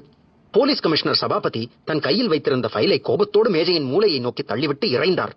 எதிரே அசிஸ்டன்ட் கமிஷனர் ஐராவதம், இன்ஸ்பெக்டர் சுபாஷ், சப் இன்ஸ்பெக்டர் தமிழரசன் 3 பேரும் பாறையாய் இறுகிப் போயிருந்த முகங்களோடு உட்கார்ந்திருந்தார்கள். What is going on? Raghavi station வாசலில் கொலை செய்யப்பட்டு இன்னைக்கு 100வது நாள். ஒரு கேக் வெட்டி கொண்டாடலாமா? சாரி சார் என்றார் சுபாஷ். இந்த சாரியையும் நீங்க 100 தடவை சொல்லியிருப்பீங்க. 3 மாசத்துக்கு முந்தி ஸ்டேஷன் வாசலில் நடுராத்திரியில் நடந்த கொலை. அந்த ரவீந்தர் கிட்ட போய் விசாரணை பண்ணிட்டு வந்ததோட சரி. ஏதோ வாட்ஸ் டெசிபல்னு ஒரு வார்த்தை சொன்னீங்க. மேற்கொண்டு அதை பற்றின எந்த ஒரு விவரமும் இல்ல. இந்த ராகவி கேஸ் நிக்குதான் நகர்தான்னு கூட கண்டுபிடிக்க முடியல. சார், இந்த கேஸை எப்படி ஸ்க்ரூ பண்ணினாலும் ஒரு கட்டத்துக்கு மேல் போக முடியல. ஏன்? அதான் புரியல சார். அப்படின்னா இது ஏதோ ஒரு காம்ப்ளெக்ஸ் கிரைம் கேஸ்னு எடுத்துக்கலாமா? Maybe sir. இதுல குற்றவாளி ஒரு நபர் இல்ல சார், பல பேர் சம்பந்தப்பட்டு இருக்காங்க. அதுல யாராவது ஒருவர் ஒரு சின்ன சாட்சியத்தோடு பிடிபட்டாலும் மத்த எல்லாரையும் கண்டுபிடிச்சிடலாம். அந்த ஒருத்தரை எப்ப கண்டுபிடிக்க போறீங்க? அறையில் மௌனம் நிலவியது. அந்த மௌனத்தை கமிஷனர் சபாபதியே கலைத்தார். சரி, உபயோகம் இல்லாத விஷயங்களை பத்தி பேசி நேரத்தை வேஸ்ட் பண்ணிட்டு இருக்க வேண்டாம். வேற ஒரு விஷயத்தை பத்தி பேசி முடிவெடுக்கத்தான் உங்களை கூப்பிட்டேன். டிஜிபி காலையிலிருந்து 2 தடவை போன் பண்ணிட்டார். மேட்டர் கான்பிடென்ஷியல் என்றவர் மேஜையின் அறையை திறந்து ஃபைல் ஒன்றை எடுத்து பார்த்தார். இது அம்பத்தூர் லோகேஷ் என்கிற ரவுடியோட கிரைம் அக்கரன்ஸ் ஃபைல். இதுவரை 17 கொலைகளை பண்ணியும் சட்டப்பூர்வமாய் தண்டிக்கப்படாதவன். இவனுக்கு ஜாமீன் எப்படி கிடைக்குதுன்னே தெரியல. அப்படியே ஜாமீன் மறுக்கப்பட்டு ஜெயில போட்டாலும் 10 நாள் பரோலில் வெளியே வந்து மறுபடியும் கொலை பண்ணிடுறான். போலீஸ் விசாரணைக்கு அந்த லோகேஷ் பயப்படுறதே இல்ல. இதுக்கு முடிவு கட்ட டிஜிபி எனக்கு ஓரலாய் ஒரு இன்ஸ்ட்ரக்ஷன் கொடுத்திருக்கார். அது எது மாதிரியான இன்ஸ்ட்ரக்ஷன் உங்களால கெஸ் பண்ண முடியுதா? அசிஸ்டன்ட் போலீஸ் கமிஷனர் ஐராவதம் சொன்னார். I can sir. என்ன? என்கவுண்டர். எஸ். இனியும் அந்த அம்பத்தூர் லோகேஷ் உயிரோடு இருக்கக்கூடாதுன்னு ஐஜி கூப்பிட்டு சொல்லியிருக்கார். நாளை கழிச்சு மறுநாள் புழல் சிறையிலிருந்து அவனை கோர்ட்டுக்கு கொண்டு போகும்போது வழியில் காட்டுப்பாக்கம் என்கிற இடத்துல வச்சு அவனை என்கவுண்டர் பண்ணணும். அந்த என்கவுண்டரை நடத்த போறதே நீங்க 3 பேரும் தான். காரணம், அவன் கடைசியா பண்ணிய ஒரு கொலை இன்ஸ்பெக்டர் சுபாஷ் போலீஸ் ஸ்டேஷன் வீட்டுக்குள்ள வருது. அந்த பீட் சம்பந்தப்பட்ட போலீஸ் தான் லோகேஷை புழல் சிறையிலிருந்து கோர்ட்டுக்கு கூட்டிக்கிட்டு போக முடியும். கோர்ட்டுக்கு போகிற வழியில் லோகேஷ் தப்பிக்க முயற்சி பண்ணினான்னு ஒரு சீனை கிரியேட் பண்ணி, புரியுது சார், இந்த என்கவுண்டரையாவது ஒழுங்கா பண்ணி முடிங்க. எஸ் சார், சொன்ன சுபாஷ் தயக்கமாய் குரலை இழுத்தார். சார், ராகவியோட கொலை விஷயமாய் ஒரு முக்கியமான நபரை ஸ்டேஷனுக்கு கூட்டிட்டு வந்து விசாரிக்க வேண்டியிருக்கு. அதுக்கு கோர்ட்டோட ஸ்பெஷல் ஆர்டர் வேணும். நீங்க கொஞ்சம் இன்ஃப்ளூயன்ஸ் பண்ணினா ஆர்டர் கிடைச்சிடும் சார். யார் அந்த முக்கியமான நபர்? ராகவி வீட்டுல ஒரு வேலைக்காரி மாதிரி வேலை பார்த்த ருக்மிணி என்கிற வேதிகா உண்மையில் ஒரு ஐடி கம்பெனியின் ஸ்டாஃப். அந்த கம்பெனியின் சேர்மன் விநாயகமூர்த்தி அவரோட தூண்டுதலின் பேரில் தான் ஒரு ஹைடெக் ப்ராஜெக்டை வேவு பார்க்க அந்த வேதிகா போயிருக்கா. கமிஷனர் எரிச்சலாய் சுபாஷை பார்த்தார். அதுதான் எனக்கு தெரியுமே. அந்த விநாயகமூர்த்தியை விசாரிக்க கடந்த 3 மாச காலத்துல 10 தடவைக்கும் மேல் முயற்சி பண்ணி 2 நாளைக்கு முன்னாடி தான் அவரை பார்க்க முடிஞ்சது. அவரை விசாரணை பண்ணினீங்களா? பண்ணினேன் சார். ஆனா அவர் நான் கேட்ட கேள்விகளுக்கு பதில் சொன்ன விதம் சரியில்லை. சரியில்லையா? எப்படி? அவர்கிட்ட நான் நடத்தின விசாரணையை ஆடியோ ரெக்கார்ட் பண்ணியிருக்கேன். நீங்களே கேட்டு பாருங்க சார். சொன்ன சுபாஷ் தன்னுடைய செல்போனை வெளிச்சமாக்கி ஆடியோ ஆப்ஷனை தேய்த்தார். சில வினாடிகளுக்கு பிறகு குரல்கள் கேட்டன. சொல்லுங்க இன்ஸ்பெக்டர். ராகவி கொலை செய்யப்பட்டது தெரியுமா? தெரியும். எப்படி தெரியும்? இது என்ன கேள்வி? டிவி நியூஸ் பார்த்தேன், பேப்பர்ல படிச்சேன். உங்க கம்பெனியில் ஃபேக்கல்டி செக்ஷனில் வேலை பார்க்கும் வேதிகாவை ருக்மணின்னு பெயர் மாற்றி ராகவி வீட்டுக்கு வேலைக்காரி மாதிரி அனுப்பி வச்சிங்களா? ஆமா. எதுக்கு? வேவு பார்க்கத்தான். அது தப்பில்லையா? எப்படி தப்பாகும்? ராகவி வேலை பார்க்கிற ஐடி கம்பெனியின் சேர்மன் மட்டும் எங்க ஸ்டாஃப்களோட வீடுகளை கண்காணித்து வேவு பார்க்கறதுக்காக ஆட்களை ஏற்பாடு செய்யலாமா? சட்டப்படி 2 பேருமே செய்தது தப்பு. என்ன பொறுத்த வரைக்கும் அது தப்பு இல்லை இன்ஸ்பெக்டர். ஐடி கம்பெனிகளுக்கு இடையில் இது மாதிரியான நிகழ்வுகள் சர்வ சாதாரணம். வியாபார போட்டியில் இது ஒரு அங்கம். நான் இதை பெருசா எடுத்துக்கல. சரி, ராகவி கொலை செய்யப்பட்டதற்கு என்ன காரணம் இருக்க முடியும்னு நினைக்கிறீங்க? யாருக்கு தெரியும்? வேதிகா மூலமாய் நீங்க அவளை வேவு பார்த்த சம்பவம் ஏன் ஒரு காரணமாய் இருக்க கூடாது? அதாவது நீங்க என்ன சந்தேகப்படுறீங்க? அதுக்கான முகாந்திரம் இருக்குன்னு சொல்றேன். அப்படி ஏதாவது ஸ்ட்ராங்கான முகாந்திரம் இருந்தா காட்டுங்க. தென் நீங்க என்ன அரெஸ்ட் பண்ணி கூட்டிட்டு போகலாம். ராகவி வீட்டுல பைனாரல் டிவைஸ் வரைபடம் இருந்தது. அதை பற்றி உங்களுக்கு ஏதாவது தெரியுமா? சாரி, பைனாரல் என்கிற வார்த்தையை இன்னைக்கு நீங்க சொல்லிதான் நான் கேள்விப்படுறேன். உண்மையிலேயே அந்த வார்த்தைகளுக்கு உங்களுக்கு அர்த்தம் தெரியாதா? தெரியாத ஒன்ன தெரியும்னு சொல்ற பழக்கம் எனக்கு இல்ல. இதோ பாருங்க விநாயகமூர்த்தி, நீங்க ஒரு ஐடி கம்பெனியோட சேர்மன் என்கிற ஒரு பிரையாரிட்டியை மனசுல வச்சுக்கிட்டு பேசிட்டு இருக்கீங்க. ஒரு பொண்ணு கொலை செய்யப்பட்டிருக்கா. கொலையாளி யாருன்னு கண்டுபிடிக்க நாங்க படாத பாடுபட்டுக்கிட்டு இருக்கோம். போலீஸோட விசாரணைக்கு நீங்க ஒத்துழைப்பு தரணும். நான் கேட்ட எந்த ஒரு கேள்விக்கும் நீங்க இதுவரைக்கும் சரியான பதில் சொல்லல. சாரி இன்ஸ்பெக்டர், என்னை பொறுத்த வரைக்கும் நீங்க கேட்ட எல்லா கேள்விக்கும் நான் பதில் சொல்லிட்டேன். நான் சொன்ன பதில்கள் உங்களுக்கு சாதகமா இல்லாத பட்சத்தில் நான் என்ன செய்ய முடியும்?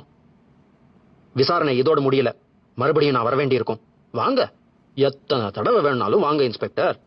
அடுத்த தடவை வரும்போது வேற கேள்விகளோடு வாங்க. அப்பதான் நான் பதில் சொல்ல வசதியா இருக்கும். செல்போனை அணைத்தார் சுபாஷ். போலீஸ் கமிஷனரின் முகம் கோபத்தில் சிவப்பேறி இருந்தது. என்ன சுபாஷ், இந்த ஆள் போலீஸ் டிபார்ட்மெண்ட்டையே கேவலப்படுத்துற மாதிரி பேசியிருக்கான். கேட்டுட்டு பேசாம வந்திருக்கீங்க. சாரி சார், அங்கே இருந்த சூழ்நிலையில் என்னால் கடுமையாய் பேச முடியல. அந்த ஆள் கிட்ட ஏதோ தப்பு இருக்கு. அடுத்த முறை அந்த ஆளை ஸ்டேஷனுக்கு வரவழைச்சு விசாரிங்க. ஆள் வரலைன்னா சொல்லுங்க. நான் கோஆபரேட்டிவ் செக்ஷன்ல ஒரு கேஸை போட்டு வரவழைப்போம். Yes sir. சுபாஷ் சொல்லிக் கொண்டிருக்கும் போதே கமிஷனரின் செல்போன் முணுமுணுப்பாய் அழைத்தது. எடுத்து பார்த்தவர் அழைப்பது டிஜிபி என்று தெரிந்ததும் போனை காதுக்கு ஒற்றி பவ்யமானார். சார், என்ன சபாபதி, அம்பத்தூர் லோகேஷை என்கவுண்டர்ல போட்டு தள்ளுறதுக்கு ஒரு ஸ்குவாடை தயார் பண்ணிட்டீங்களா? இப்ப அதை பத்தி தான் பேசிட்டு இருக்கோம் சார். இன்ஸ்பெக்டர் சுபாஷ் தலைமையில் அவரோட பீட் ஸ்டேஷனில் இருக்கிற 4 கான்ஸ்டபிள்ஸும் என்கவுண்டர் ஸ்குவாடில் இருப்பாங்க. புழல் சிறையிலிருந்து லோகேஷை கோர்ட்டுக்கு கூட்டிட்டு போகும்போது காட்டுப்பாக்கம் ஏரியாவில் வச்சு வேலையை முடிக்க திட்டம் சார். ஒரு விஷயம். என்ன சார்? மீடியாவோட பார்வைக்கு இது என்கவுண்டர் மாதிரி தெரியக்கூடாது. கோர்ட்டுக்கு போகிற வழியில் லோகேஷ் போலீஸை தாக்கிட்டு தப்பிச்சு போக முயற்சி பண்ணின போது சுடப்பட்டது மாதிரி இருக்கணும். Yes sir. ஒரு 2 நாளைக்கு எல்லா கேஸையும் மறந்துட்டு அந்த லோகேஷோட கதையை முடிங்க. நாம ஒரு நாள் லேட் பண்ணாலும் அவன் ஜாமீன்ல வந்துடுவான். ஜாமீன்ல வந்துட்டா அதுக்கப்புறம் அவனை நாம ஒன்னும் பண்ண முடியாது. 2 பேரை வெட்டிட்டு வர வரைக்கும் நாம காத்துட்டு இருக்க வேண்டியிருக்கும். No problem sir. நாளைக்கு கழிச்சு மறுநாள் அந்த லோகேஷ் உயிரோடு இருக்க மாட்டான். Do it. அத்தியாயம் 13. ரகசியம். இது ரகசியம். ஒரு மனிதனின் கால் பெருவிரல் 2 எலும்புகளை கொண்டிருக்கும். ஆனால் மற்ற விரல்கள் ஒவ்வொன்றும் 3 எலும்புகளை கொண்டிருக்கும். கட்டை விரலின் நீளமும் மூக்கின் நீளமும் சமமாக இருக்கும். மனித கால்களில் 1 ட்ரில்லியன் வரையிலான பாக்டீரியாக்கள் இருக்கும். மனிதன் உயிரிழந்த பின் உறுப்புகள் செயலிழக்கும் நேரம் கீழ்கண்டபடி கணக்கிடப்பட்டுள்ளது. கண்கள் 30 நிமிடங்கள், மூளை 10 நிமிடங்கள், கால்கள் 4 மணி நேரம், தசைகள் 5 நாட்கள், இதயம் 15 நிமிடங்கள். கைரேகையைப் போலவே நாக்கில் உள்ள வரிகளும் ஒவ்வொருவருக்கும் வேறுபடும். 900 பென்சில்களை தயாரிக்கும் அளவிற்கு மனித உடலில் கார்பன் சத்து இருக்கிறது. மனித உடலில் மிகவும் பலமானது விரல் நகங்களே. அதில் கெரட்டின் சத்து உள்ளது. இது காண்டாமிருகத்தின் கொம்புகளுக்கு இணையானது. நமது மூளை 80% நீராலானது. மூளையின் செயல்திறன் பகலை விட இரவில் அதிகமாக இருக்கும். ஒரு மனிதன் தன்னுடைய 35வது வயதை அடைந்தது முதல் மூளையில் தினமும் 7000 நரம்பு செல்கள் இறக்கின்றன. அதற்கு பதிலாக புதிய செல்கள் தோன்றுவது இல்லை. நாம் சுவாசிக்கும் மொத்த ஆக்சிஜனில் 20% மூளை எடுத்துக் கொள்கிறது. காலை 11 மணி. புழல் சிறையின் வாசலில் அந்த போலீஸ் வேன் காத்துக் கொண்டிருக்க, வேனின் உள்ளே இன்ஸ்பெக்டர் சுபாஷ், சப் இன்ஸ்பெக்டர் தமிழரசன், கான்ஸ்டபிள்கள் Selvam, Murugesan, head constable Mahendran, sentry constables Vinod, Mustafa ஆகிய 7 பேரும் அசாத்தியமான மௌனத்தில் வினாடிகளை கரைத்துக் கொண்டிருந்தார்கள். சுபாஷின் செல்போன் கூப்பிட்டது. சிறையின் உள்ளே இருந்து ஜெயில் வார்டன் பேசினார். சார், இன்னும் ஒரு 10 நிமிஷத்துல லோகேஷை வேனுக்கு கொண்டு வந்து உங்ககிட்ட ஒப்படைச்சிடுவோம். கோர்ட் ஃபார்மாலிட்டிஸ் முடிய எவ்வளவு நேரமாகும்? எப்படியும் மத்தியானம் 3 மணி ஆயிடும். லோகேஷுக்கு கொஞ்சம் உடம்பு சரியில்லை சார். நேத்து நைட்ல இருந்து வயித்த வலின்னு சொல்லிட்டு இருந்தான். இப்ப தயிர் சாதம் கொடுத்து சாப்பிட சொல்லி இருக்கோம். 3 மணிக்குள்ள அவனை கூட்டிட்டு வந்துட்டா பரவாயில்ல. சுபாஷ் சிரித்தார். கோர்ட் நடவடிக்கைகள் எப்படி இருக்குன்னு உங்களுக்கு தான் தெரியுமே. லோகேஷை சீக்கிரமா கூட்டிட்டு வர்றதுக்கு முயற்சி பண்றோம். நீங்க அவனை அனுப்பி வைங்க. 10 நிமிஷத்துக்குள்ளே வேன்ல இருப்பான் சார். செல்போன் உரையாடலை முடித்துக் கொண்ட சுபாஷ் சப் இன்ஸ்பெக்டர் தமிழரசனையும் மற்ற கான்ஸ்டபிள்களையும் ஒரு புன்னகையோடு பார்த்தார். லோகேஷுக்கு வயிறு சரியில்லையாம். அவனுக்கு நேரமே சரியில்லை. அடுத்த 2 மணி நேரத்துக்குள்ள அவன் இருக்க போகிற இடம் மார்ச்சுவரி. தமிழரசனும் சிரித்து விட்டு சொன்னார். சார், கடந்த 5 வருஷ காலத்துல நம்ம டிபார்ட்மெண்ட் எடுத்த துணிச்சலான முடிவு இது ஒண்ணுதான். இந்த லோகேஷை என்னைக்கோ போட்டு தள்ளி இருக்கணும். தமிழரசன், மறுபடியும் சொல்றேன், மீடியாக்கள் சந்தேகப்படாத வகையில் லோகேஷ் என்கவுண்டர் செய்யப்படணும். இது கமிஷனரோட இன்ஸ்ட்ரக்ஷன் மட்டும் இல்ல, டிஜிபியோட இன்ஸ்ட்ரக்ஷனும் கூட. சுபாஷ் சொல்லிக் கொண்டிருக்கும் போதே சிறைச்சாலையின் பிரதான கேட் ஓரமாய் இருந்த விக்கெட் டோர் திறக்கப்பட்டு சிறைச்சாலை அதிகாரிகளோடு லோகேஷ் வெளிப்பட்டான். திடகாத்திரமான 6 அடி உயர உடம்பு, லேசாய் ரோமம் முளைத்த மொட்டை தலை, இறுக்கமான கருப்பு நிற பேண்டும் ஷர்ட்டும் அவனுடைய ஒட்டுமொத்த உடம்பையும் இறுக்கி பிடித்திருந்தது. கடைவாயில் எதையோ மென்று கொண்டிருந்தான். கைகளில் போடப்பட்ட விலங்கு அந்த மத்தியான வெயிலில் பளபளத்தது. லோகேஷ் வேனுக்குள் ஏற வார்டன் அவனை எச்சரித்தார். லோகேஷ், ஒழுங்கா போயிட்டு ஒழுங்கா வரணும். ஜட்ஜி கேட்கிற கேள்விகளுக்கு மட்டும் பதில் சொல்லணும். அதிக பிரசங்கித்தனமா எதுவும் பேசக்கூடாது. லோகேஷ் அலட்சியமாய் உரிமை விட்டு வேனுக்குள் ஏறி உட்கார்ந்தான். அவனுக்கு இருபக்கமும் துப்பாக்கிகளை ஏந்திய கான்ஸ்டபிள்கள் வினோத், முஸ்தபா இருவரும் அமர்ந்தார்கள். வேன் புறப்பட்டது. சிறை வளாகத்தை கடக்கும் வரை மௌனமாயிருந்த சுபாஷ் லோகேஷை ஏறிட்டார். உன்னை எதுக்காக கோர்ட்டுக்கு கூட்டிட்டு போறோம்னு தெரியுமா? என் மேல மொத்தம் 20 கேஸாவது இருக்கும். இன்னைக்கு எந்த கேஸோட ஹியரிங்னு அங்க போனாதான் தெரியும். என்னோட ஜாமீன் மனுவும் இன்னைக்குதான் விசாரணைக்கு வருது. ஒருவேளை எனக்கு ஜாமீன் கிடைச்சிட்டா வேன்ல நீங்க மட்டும் தான் திரும்ப வேண்டியிருக்கும். லோகேஷ் பான் கரை ஏறிய பற்களோடு சிரிக்க, சுபாஷும் தமிழரசனும் ஒருவரை ஒருவர் பார்த்தபடி கண்களால் சிரித்துக் கொண்டார்கள். அத்தியாயம் 14. ரகசியம். இது ரகசியம். ஒரு மனிதன் தன் வாழ்நாளில் 23 வருஷம் தூங்குகிறான். ஒரு பெண் பிறக்கும் போதே அவள் சுமார் 3.5 லட்சம் கருமுட்டைகளோடு தான் பிறக்கிறாள்.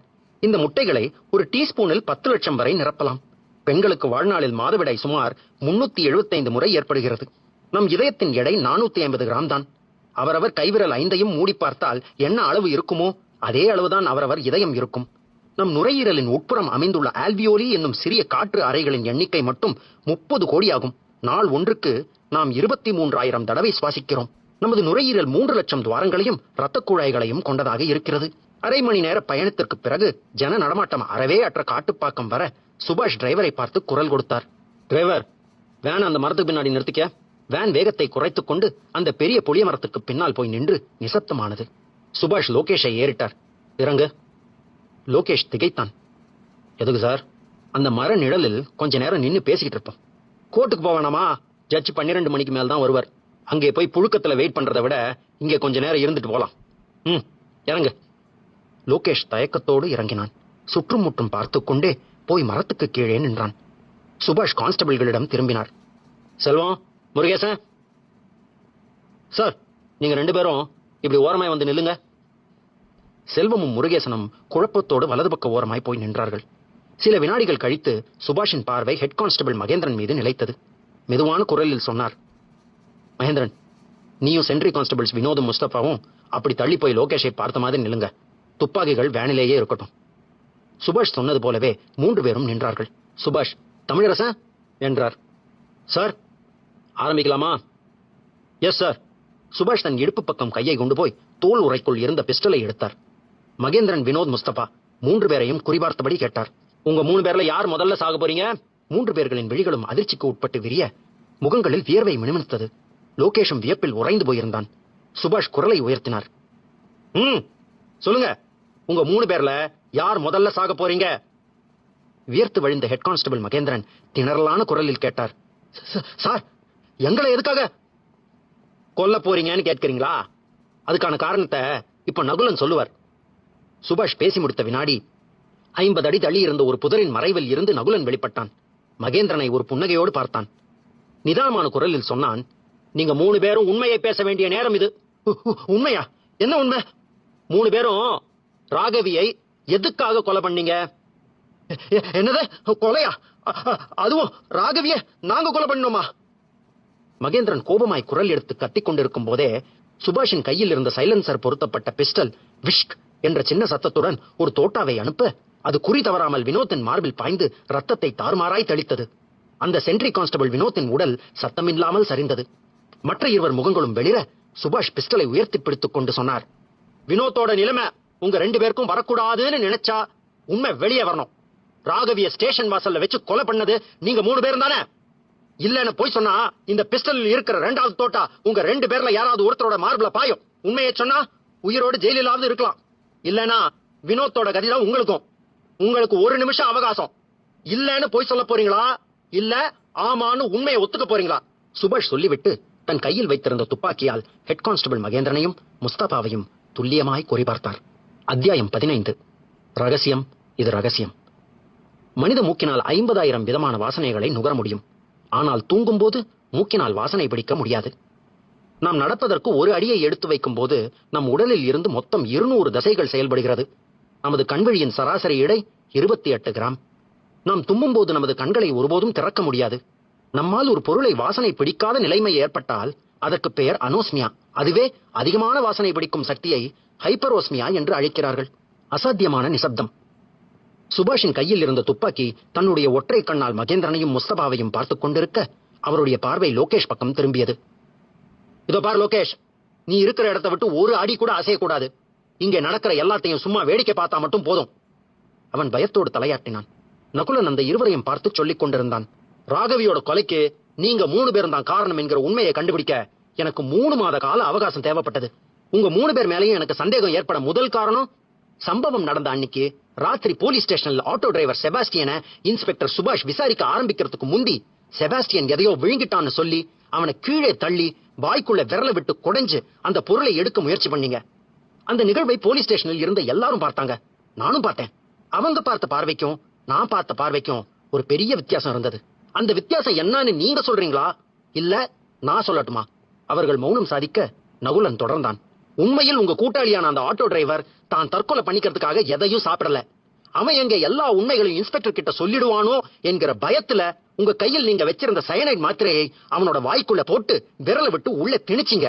ஒரு பொருளை வாயிலிருந்து எடுக்கிறதுக்கும் உள்ளே திணிக்கிறதுக்கும் நிறைய வித்தியாசம் இருக்கு. நான் ஒரு டிடெக்டிவ் ஏஜென்சியில் ஒர்க் பண்றதால எனக்கு இந்த சின்ன நுட்பங்கள் எல்லாம் தெரியும். இப்ப சொல்லுங்க, நான் சொன்னது சரியா தப்பா? சுபாஷ் குறுக்கிட்டு கர்ஜித்தார். அன்னைக்கு மகேந்திரன் படப்பை ஹாஸ்பிட்டலில் படுத்துக்கிட்டது கூட நாடகம் தான் நாம கண்டுபிடிச்சது கூட இவங்களுக்கு தெரியாது நகுலன். இவங்க வாயை திறந்து உண்மையை ஒத்துக்க மாட்டாங்க. போட்டு தள்ளிட வேண்டியதுதான். நான் கொடுத்த 1 நிமிஷம் அவகாசமும் முடிஞ்சிருச்சு. சொல்லிக்கொண்டே துப்பாக்கியால் மகேந்திரனின் மார்பை குறிபார்க்க அவர் பதறினார். Sir sir, சுட்டுடாதீங்க. நான் எல்லா உண்மைகளையும் சொல்லிடுறேன். ராகவியை ஸ்டேஷன் வாசல்ல வச்சு தீர்த்து கட்டினது நாங்க 3 பேரும் தான். எதுக்காக அந்த கொலை? சார், ராகவி ஒரு ஐடி கம்பெனியில் ஒரு பொறுப்பான வேலை பார்த்தாலும் அவளுக்கு சமூக நலன் சார்ந்த விஷயங்களில் அக்கறை அதிகம். இன்னைக்கு இருக்கிற இளைய தலைமுறையை சீரழிக்கிற விஷயம் எதுவா இருந்தாலும் அதை தட்டி கேட்கிற துணிச்சல் உள்ள பெண் ராகவி மட்டும்தான்.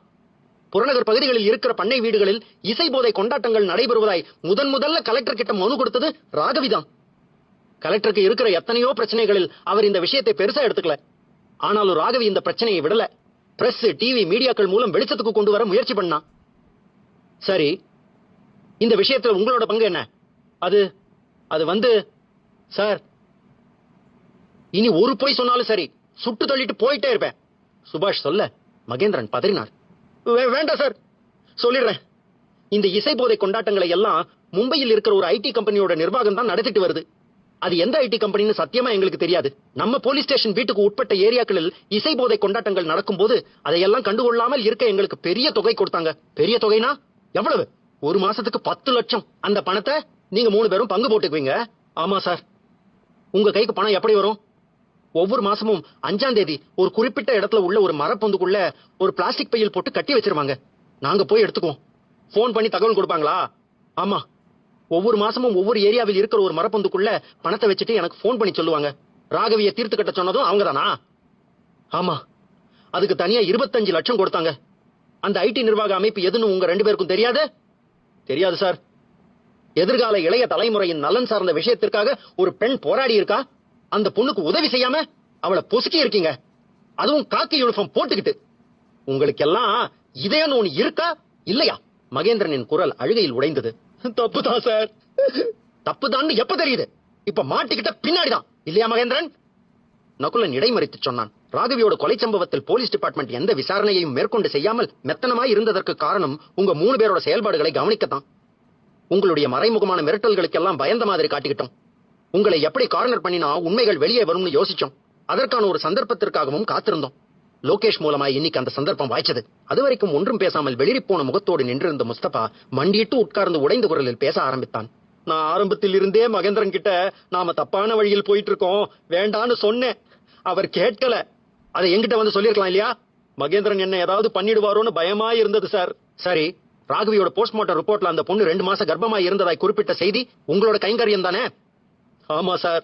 அப்படி ஒரு போஸ்ட்மார்ட்டம் ரிப்போர்ட்டை தயார் பண்ண சொன்னதும் அந்த ஐடி நிர்வாக அமைப்பு தான். 3 பேரும் இவ்வளவு பெரிய பாவத்தை பண்ணிருக்கீங்க. அதுல ஒருத்தர் செத்துக்கான். உங்க 2 பேரையும் என்ன பண்ணலாம்? சார், சட்டப்படி எங்களை கைது பண்ணி கோர்ட்ல கொண்டு போய் நிறுத்துங்க. நாங்க கோர்ட்ல எல்லா உண்மைகளையும் சொல்லி குற்றத்தை ஒத்துக்கிறோம். கோர்ட்ல எது மாதிரியான தண்டனையை கொடுத்தாலும் வாங்கிக்கிறோம். சுபாஷ் சிரித்தார். உங்க 2 பேரையும் கோர்ட்டுக்கு கொண்டு போனா சட்ட ரீதியான தண்டனை கிடைக்க வாய்ப்பு இல்ல. மும்பையில் இருக்கிற அந்த ஐடி நிர்வாக அமைப்பு எவ்வளவு பணம் வேணும்னாலும் செலவு பண்ணி உங்களை வெளியே கொண்டு வர முயற்சி பண்ணும். அதனால மகேந்திரனும் முஸ்தபாவும் மரண பயத்தில் விழிகள் நிலைத்து பார்த்துக் கொண்டிருக்கும் போதே சுபாஷ் பிஸ்டலின் ட்ரிகரை சுண்டினார். அடுத்தடுத்து 2 தோட்டாக்கள் சத்தம் இல்லாமல் பிரயாணிக்க மார்புகளில் உற்பத்தியான ரத்த குழிகளோடு முஸ்தபாவும் மகேந்திரனும் திசைக்கு ஒருவராய் சரிந்தார்கள். உடம்புகளின் துடிப்புகள் அடங்கி நிசப்தமானார்கள். சுபாஷ் சில வினாடிகள் மௌனமாய் இருந்துவிட்டு பக்கத்தில் நடுங்கி போயிருந்த லோகேஷிடம் திரும்பினார். அவன் நடுங்கினான். சார், என்ன ஒண்ணும் பண்ணிடாதீங்க. பயப்படாத லோகேஷ், நான் ஒண்ணும் பண்ண மாட்டேன். சொன்னவர் சற்று தள்ளி நின்றிருந்த கான்ஸ்டபிள்கள் செல்வத்தையும் முருகேசனையும் பார்த்து கண்ணசைக்க அவர்கள் வேகமாய் வேனுக்கு போய் ரைபிள்களுடன் திரும்பி வந்தார்கள். சுபாஷ் லோகேஷை பார்த்து புன்னகைத்தார். லோகேஷ், உனக்கு வயிறு சரியில்லைன்னு சொல்லி போலீஸ் வேனை நிறுத்த சொன்னேன். நாங்களும் நிறுத்தினோம். எல்லோருமாய் இறங்கினோம். வேனை விட்டு இறங்கும் போதே நீ என்னை தடாலடியாய் தாக்கி என்கிட்ட இருந்த பிஸ்டலை எடுத்து ஹெட் கான்ஸ்டபிள் மகேந்திரனையும் சென்ட்ரி கான்ஸ்டபிள்ஸ் வினோத் முஸ்தபாவையும் மூர்க்கத்தனமாய் சுட்டுக் கொண்டுட்டு எங்களையும் சுட பார்த்த. ஆனா கான்ஸ்டபிள்கள் செல்வமும் முருகேசனும் சுதாரிச்சுட்டு சாமர்த்தியமாய் செயல்பட்டு அவங்க கிட்ட இருந்த துப்பாக்கியால உன்னை சுட்டு கொன்னுட்டாங்க. இன்னும் 1 மணி நேரத்துல எல்லா நியூஸ் சேனல்களிலும் இதுதான் பிரேக்கிங் நியூஸ். லோகேஷ் பீதி படர்ந்த விழிகளோடு உயிர் தப்பிக்க எந்த பக்கம் ஓடுவது என்று திணறிக் கொண்டு இருக்கும் போதே கான்ஸ்டபிள்களின் கையில் இருந்த துப்பாக்கிகள் கனைத்தன. தோட்டாக்கள் லோகேஷை மொய்த்து குதற அவன் ரத்த வெள்ளத்தில் குப்புற விழுந்தான். சுபாஷ் தன் செல்போனை எடுத்து கமிஷனரை தொடர்பு கொண்டு பேச ஆரம்பித்தார். சற்றே பதட்டமான குரல். Sorry to say this sir.